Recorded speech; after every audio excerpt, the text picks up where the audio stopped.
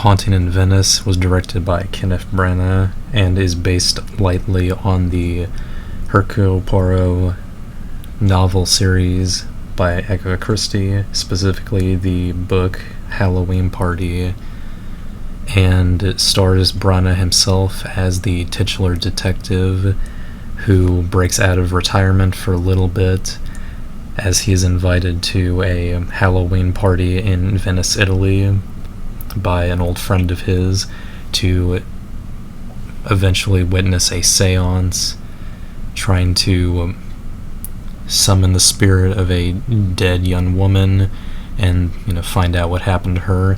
After a series of events, Poirot is very much ripped from retirement and has to solve the mystery of a murder that happens not too long after the party ends.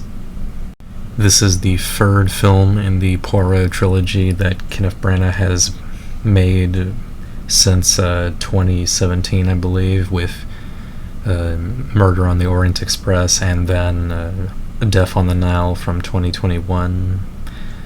And all of them so far have been, somewhat faithful to the books that they're based on, but this is a special case as this is only lightly based on Halloween Party, which already the change there being the title, but there's actually quite a bit of differences because I watched the TV show version of the book from the 90s, or at least the TV show started in the 90s and is the most popular adaptation of Poirot, starring David Suchet. And it's very different. For one, the story is not set in Venice originally, despite the movie being set in Venice and the title strongly telling you that this is in Venice. So there is definitely that.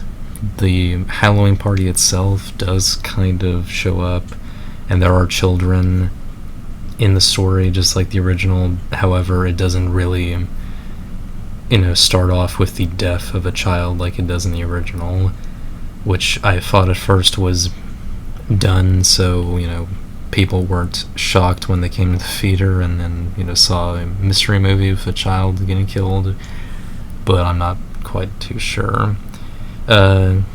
A number of the characters from the original story outside of Poirot are there mostly by name, but it's still very different.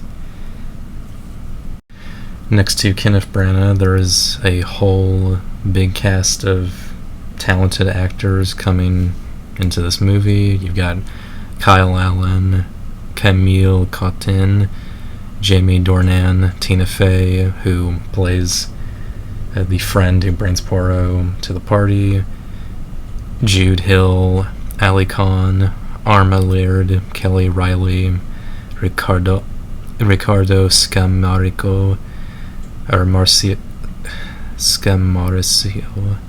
I'm not great with some names, jeez. And then, of course, Michelle Yeoh as the spiritual medium. And I'd say they're all pretty good, pretty serviceable for their performances as these characters. Again, a lot of them are pretty different from their book counterparts. So, you can't measure it off of that, more just how they serve their role in the story and also just how they are when it comes to the performance.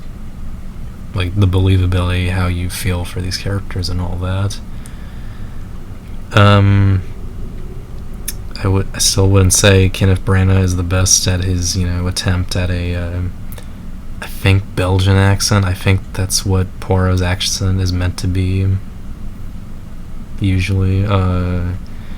But he tries. His mustache is progressively less comedically large as it was in Murder on the Orient Express. That's definitely a plus, and thankfully they do not reference his wartime mustache origin story from Death on the Nile, thankfully. Michelle Yeoh is pretty good for what small bit of screen time she does have. Kind of spoilers. Yeah, everyone else is, I'd say, good. I haven't seen a lot of the other actors and stuff before, so I can't really say how good they are compared to their other works, but, you know, all pretty decent. Not only is this the first film in the trilogy to be less accurate to the books, or book, sorry, but it's also the first adaptation to really hit hard on a, scary note. Of course, you can be scared by, a story like this, or any of the Poirot stories, even the TV show, but this one definitely hits hard with the scary aspect. It was even marketed almost as a horror movie, which makes sense. I guess it is meant to be more spooky, being about possible ghosts, and it doesn't work that much, I would say. It relies quite a bit on cheap jump scares to get the audience. It doesn't really work. They rely too much on just loud noises happening occasionally, and it feels really cheap, like it cheated you a little bit. And they do kind of almost drop the jump scares halfway through the movie, for the most part, which I didn't entirely mind, but it was just a little weird. Other than that, it's a standard murder mystery. I'll admit the ending surprised me a little bit, just because I definitely knew that this was not going to be too close to the original story, so it was just going to probably do whatever, and it surprised me a bit, I'll say that. That's about it. Performance is good, scares meh, story decent, music not bad when it shows up, especially I think the two instances of a old-timey radio type song. I don't know how else to describe it other than something from the 40s, as this movie is set in the late 40s after World War II. Would I recommend this movie as something to have in your October lineup?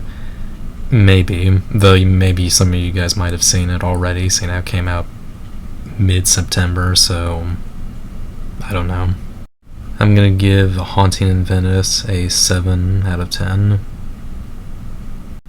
I hope you enjoyed this little review for A Haunting in Venice. Check out some of my other movie and TV show reviews. Maybe even subscribe to the channel, like this video, or even comment what you thought about this. And I'll see you guys next time. So take care of there, and have a nice October.